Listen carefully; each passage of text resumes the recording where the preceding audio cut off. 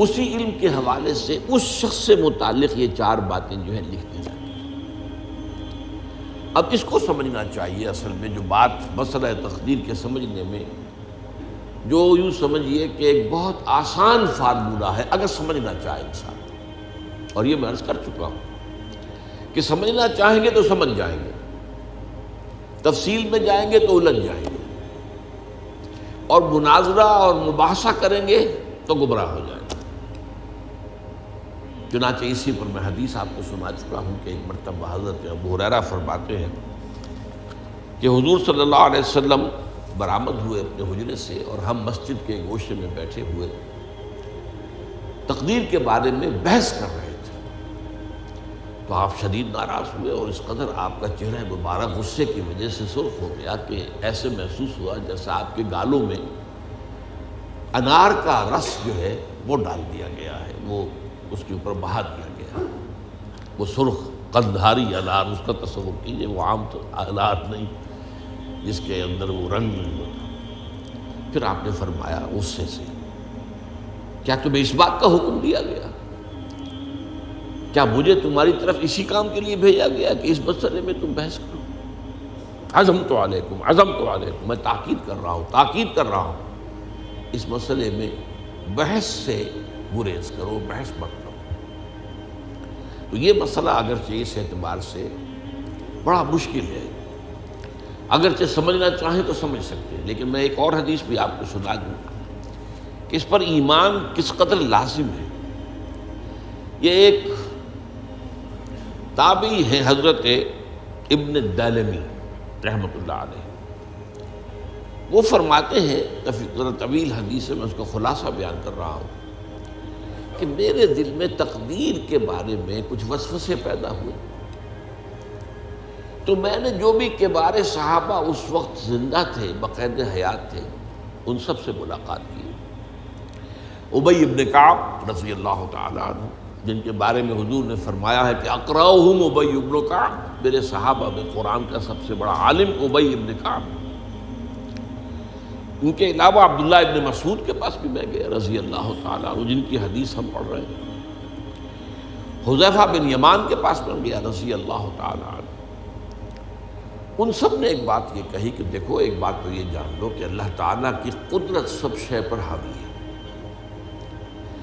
اللہ تعالیٰ اگر لو ان اللہ عذب اہل سماواتہ واہل ارضہ عذبہم وہو غیر ظالم لہم، اللہ اگر تمام آسمان والوں کو اور تمام زمین والوں کو عذاب دے تو اسے عذاب دینے کا حق حاصل ہے، وہ عذاب دے سکتا ہے بغیر اس کے کہ ہم کہیں کہ وہ ظالم ہے۔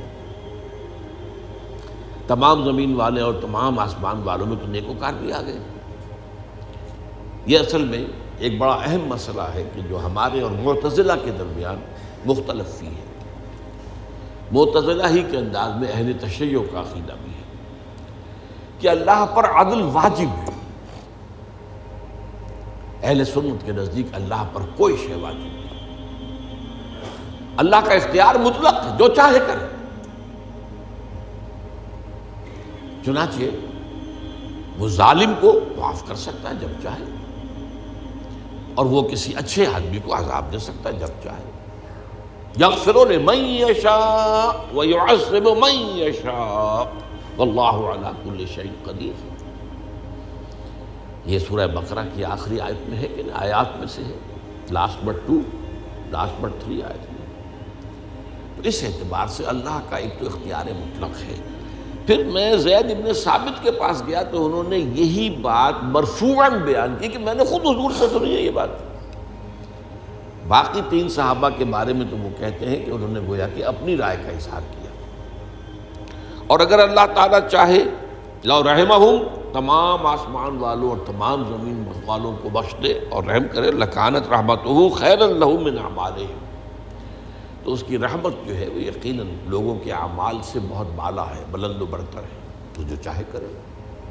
وہ ابو جہل کو بخش دے، کون اعتراض کر سکے گا؟ اور وہ کسی سے بڑے شخص کو جو ہے وہ عذاب دے، کون اعتراض کر سکتا ہے؟ اس اعتبار سے پھر انہوں نے فرمایا وَلَوْ أَنفَقْتَ مِثْلَ أُحَدٍ ذَهَبًا، اور دیکھو ابن الدینمی جان لو، اگر تم احد کے پہاڑ کے برابر سونا اللہ کی راہ میں خرچ کرو گے فی سبیل اللہ، ما قبل اللہ منک حتی یؤمن بالقدر، اللہ تعالیٰ اسے تم سے قبول نہیں کرے گا جب تک کہ تم تقدیر پر ایمان نہیں رکھو۔ اور اس کے بعد فرمایا اعلم، جان لو، انما اصابک لم یکن لیخطئک، جو چیز تم پر واقع ہوتی ہے، کوئی تکلیف آتی ہے، کوئی حادثہ پیش آتا ہے، وہ تم سے ٹلنے والا تھا ہی نہیں۔ مطلب یہ کہ تم سوچو کاش میں یوں نہ کرتا، یوں کر دیتا، اگر یہ ہو جاتا، وہ ہو جاتا تو میں بچ جاتا، نہیں، وہ تو آنے والی بات تھی، وہ اللہ کی کتاب، وہ اللہ تعالیٰ کے علم قدیم کے اندر پہلے سے لکھا ہوا تھا، تو موجود ہے، تو وہ تو آنی ہی آنی تھی۔ وَأَنَّمَا أَخْطَأَكَ لَمْ يَكُنْ لِيُصِيبَكَ، اور جو چیز کہ تم سے چھوٹ گئی، جاتی رہی، تمہارے ہاتھ سے نکل گئی، ممکن ہی نہیں تھا کہ وہ تمہیں ملتی، وہ اللہ تعالیٰ کا وہ جو علم قدیم ہے اس کے اندر پہلے سے طے ہے۔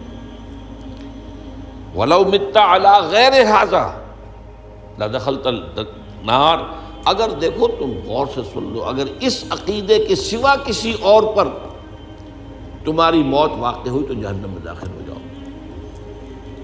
تو یہ اس ایمان بالقدر کی اہمیت کا معاملہ۔ اب اس کے لیے جو میں کہہ رہا تھا کہ ایک فارمولہ جو سمجھ میں آ سکتا ہے وہ یہ ہے، انگریزی کی جو اصطلاحات کے حوالے سے پہلے میں واضح کروں گا، وہ ذرا زیادہ واضح ہے۔ ایک ہے پری نالج، کسی چیز کا علم پہلے سے ہونا،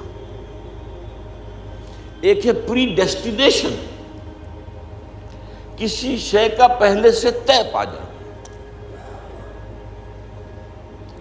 ان دونوں میں گڑبڑ کا نہیں کرنا چاہیے۔